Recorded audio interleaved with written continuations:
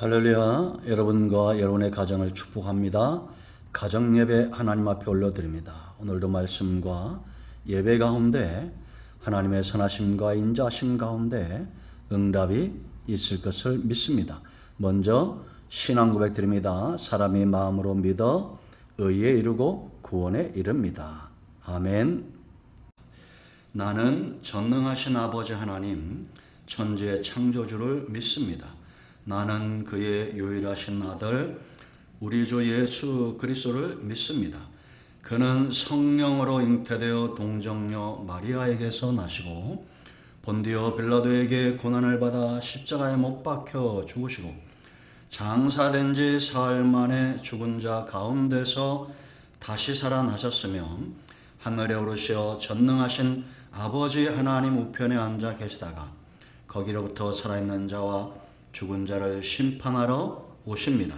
나는 성령을 믿으며 거룩한 공교회와 성도의 교제와 죄를 용서받는 것과 몸의 부활과 영생을 믿습니다. 아멘. 말씀은 67편 4절부터 7절입니다. 기도합니다. 영광과 감사와 찬송을 우리 하나님께 올려드립니다. 온 마음으로 하나님을 사랑합니다. 가정마다 하나님을 예배하며 경외하는 모든 가정 위에 주의 위로와 은혜와 응답이 넘치기를 원합니다. 말씀을 읽으며 들을 때에 하나님의 선하신 뜻으로 받게 하시고 믿음에 견고하게 서는 귀한 시간 되게 하옵소서. 노아의 가정처럼 이 마지막 때에 복을 받고 구원함을 받은 하나님의 자녀들이 다 되기를 원합니다. 하나님의 은혜와 말씀에 붙들림 바 되고 늘 주의 이름을 의지하여 간구함으로 기도할 때마다 하나님의 선한 뜻 가운데 응답받는 귀한 삶이 있기를 사모합니다. 종을 낮추시고 겸손하게 하시고 오직 말씀의 도구만 되게 하옵소서. 예수님의 이름으로 사모하며 기도합니다. 아멘. 자, 4절 말씀부터 봅니다. 온 백성은 기쁘고 즐겁게 노래할지니 주는 민족들을 공평히 심판하시며 땅 위의 나라들을 다스리실 것임이니이다. 하나님의 민족들이 주를 찬송하게 하시며 모든 민족으로 주를 찬송하게 하소서. 땅이 그의 소산을 내어 주었으니 하나님 곧 우리 하나님이 우리에게 복을 주시리로다. 하나님이 우리에게 복을 주시리니 땅의 모든 끝이 하나님을 경외하리로다. 아멘. 저와 여러분의 가정, 주의 이름으로 모이는 곳마다 주의 은혜와 응답이 풍성하게 임하기를 축원드립니다. 특별히 가정 예배로 드려지는 모든 곳 위에 성령의 충만함과 은혜의 역사와 말씀의 깊은 은혜가 임하기를 축복합니다. 자, 여러분 67편을 잘 묵상하고 잘 따라오고 계시죠? 정말 사람에게 절대적으로 필요한 것이 뭐냐? 우리가 1절에 살펴봤습니다. 바로 은혜입니다. 우리는 누군가에게 은혜를 선포하고 복을 빌어주는 습관을 가져야 됩니다. 자녀됨의 권세가 우리에게 있습니다. 신분의 권세죠. 여러분, 제게 주신 은혜와 신분을 따라서 예수 그리스도의 이름으로 여러분의 가정에 은혜가 임하기를 축원드리며 모든 질병과 모든 문제가 해결되기를 또한 예수님의 이름으로 선포하며 축원합니다. 그런가 하면 우리에게 절대적으로 필요한 것이 뭡니까? 바로 주의 구원입니다. 2절, 3절. 온 땅이 주의 구원과 주의 말씀으로 인하여 감사하고 찬송하는 구원이 여러분의 가정에 임하기를 사모하고 예수 그리스도를 믿는 믿음과 그 가정들이 하나님 앞에서 온전히 그 믿음 안에서 회복되기를 축복합니다. 자, 이제 여러분, 우리가 세 번째, 정말 저와 여러분의 생애 가운데 필요한 것이 뭘까요? 4절 말씀을 보면 온 백성은 기쁘고 즐겁게 노래할지니라고 말합니다. 그런가 하면 7절에 하나님이 우리에게 복을 주시니 땅의 모든 끝이 하나님을 경외하리로다. 지금 이런 세상이 우리 눈앞에 오고 있습니다. 예수님이 천년 전에 하늘의 미랄로 이 땅에 심겨지셨는데 예수님의 입에서 나오는 구원의 복음이 지금 전 세계 98% 이상에 전파되고 있습니다. 놀랍지 않습니까? 온 땅이 지금 하나님을 경외하고 돌아오고 있습니다. 여러분, 꼭 있는 그 한 사람 되지 마세요. 100명 가운데 꼭 한 사람 있죠. 우리 살다 보면 그런 사람 있어요, 없어요? 있죠? 그런 사람 되지 마세요. 온 땅에 지금 98%의 복음이 전해지고 있는데 왜 우리가 하나님을 부인하고, 그래서 신앙은 눈이 떠지는 겁니다. 온 땅에 구원이 임하고 있는데 소경된 사람들이 있습니다.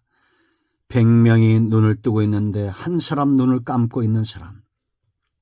구원에 관심이 없고 하나님을 만홀히 여기고 온통 세상에 빠져서 그렇게 살아가는 그 한 사람.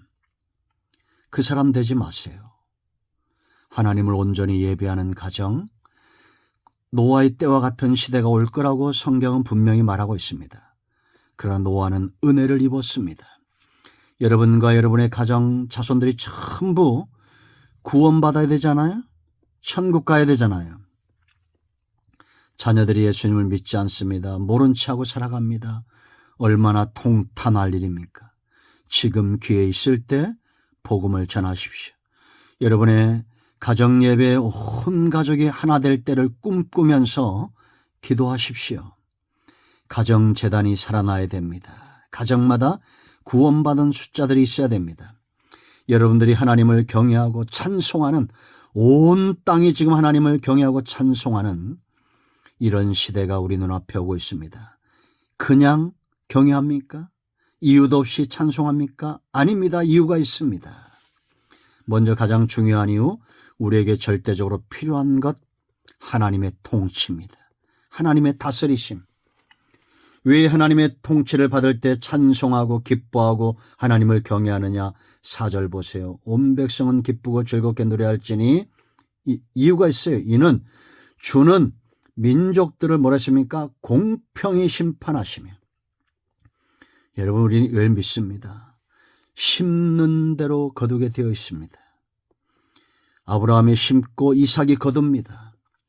부모는 심는 자라면 자녀 때 3대 4대 가면서 더 번성하는 것, 하나님의 계획입니다. 하나님은 아브라함을 부르시고 그에게서 열방 구원의 꿈을 꾸셨습니다. 하나님이 반드시 이를 지어 성취하신다는 것, 성경을 통해서 보게 되죠. 아브라함을 향한 계획이 이삭에게서, 야곱에게서 끝나지 않습니다. 점점 창대해집니다. 아브라함에게 이삭이 나와 이삭이 모리아 산에서 제물이 되고 그에게서 12아들을 낳을 야곱이 나오고 12아들에게서 12지파가, 그 지파가 온 땅에 예수님이 오심으로 이 구원의 역사가 확장되고 있습니다.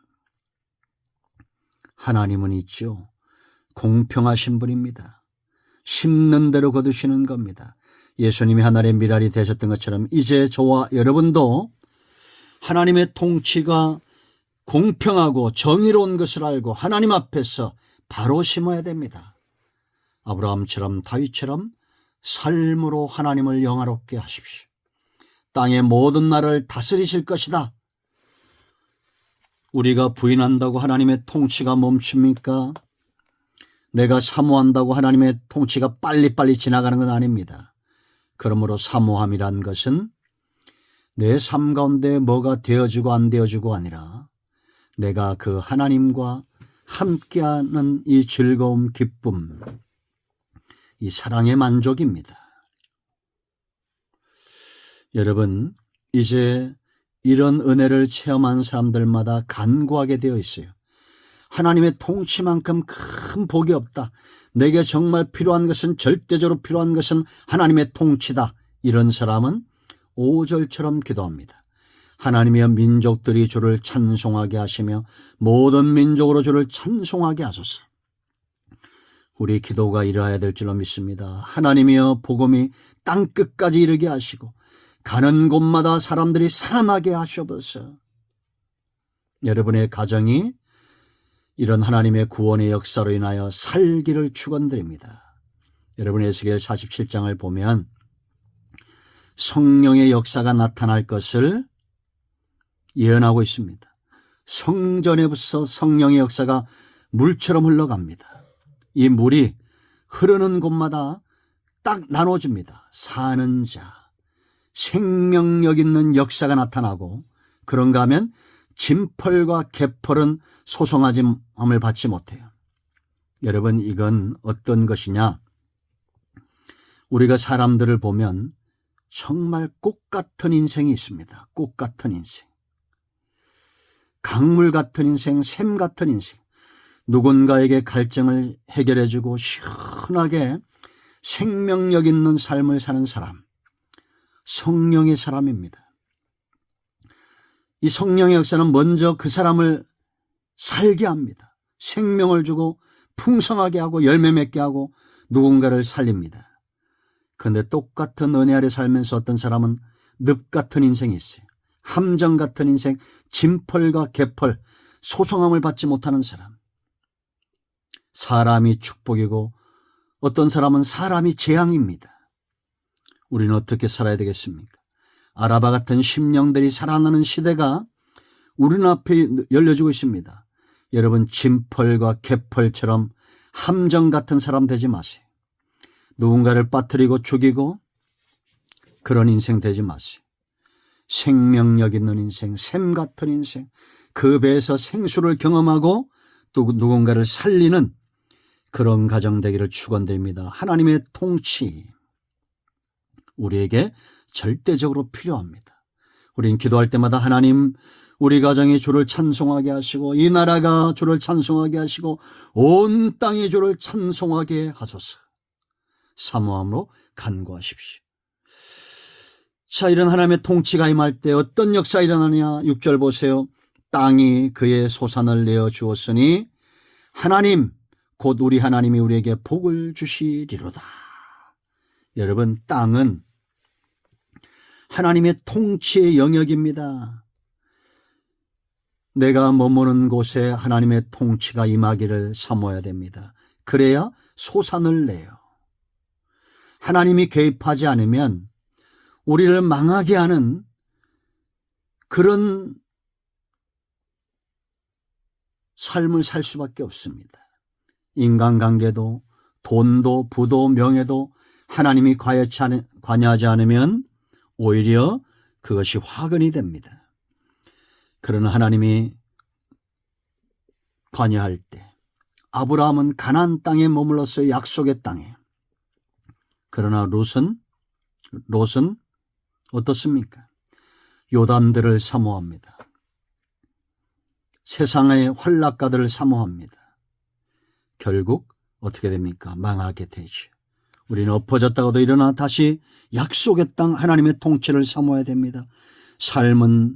땅은 삶의 영역입니다. 하나님의 공급이 필요하고 보호가 필요한 영역입니다. 이제 여러분 이런 사람은 어떻게 되겠습니까? 이런 하나님의 복을 하나님의 통치를 경험하는 사람, 그가 머무는 곳에 하나님의 통치를 사모하는 사람, 이런 사람은 하나님을 경외하며 그 길을 걷게 되어 있습니다. 시편 128편 1절과 2절 여호와를 경외하며 그 길을 걷는 자마다 복이 있나니 저가 수고한 대로 먹을 것이다. 경외함과 말씀의 순종은 떨어질 수 없어요. 정말 하나님을 경외하는 사람이 이 존경과 두려움이죠. 그런 사람이 하나님의 길을 사모합니다. 그 중심에 여호와의 말씀이 있는 사람은 영혼의 내비게이션이 있는 사람이에요. 가야 할 길을 분명히 알고 가는 사람입니다. 그 길은 복된 길입니다. 찬송이 넘치는 길입니다. 심는 대로 거두게 하시는 분입니다. 이 하나님을 그 하나님의 음성을 영혼의 내비게이션으로 달고 다니는 사람, 그들이 복 있는 인생입니다. 그들의 가정과 그들의 삶에는 찬송과 하나님을 경외함이 넘치게 될 것입니다. 지금 온 땅에 하나님을 경외하는 자들이 몰려오고 있습니다. 100명 가운데 꼭 있는 그 한 사람, 하나님을 무시하고 만홀히 여기고 세상으로 가는 그 한 사람 되지 마시기를 축원드립니다. 여러분의 가정이 오늘도 하나님의 은혜 중에 찬송이 넘치고 하나님을 경외하는 자손들이 되기를 예수님을 축원드립니다.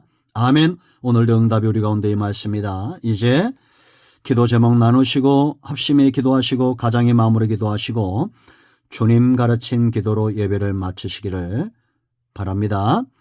축원합니다. 오늘도 응답이 우리 가운데 임하였습니다. 아멘.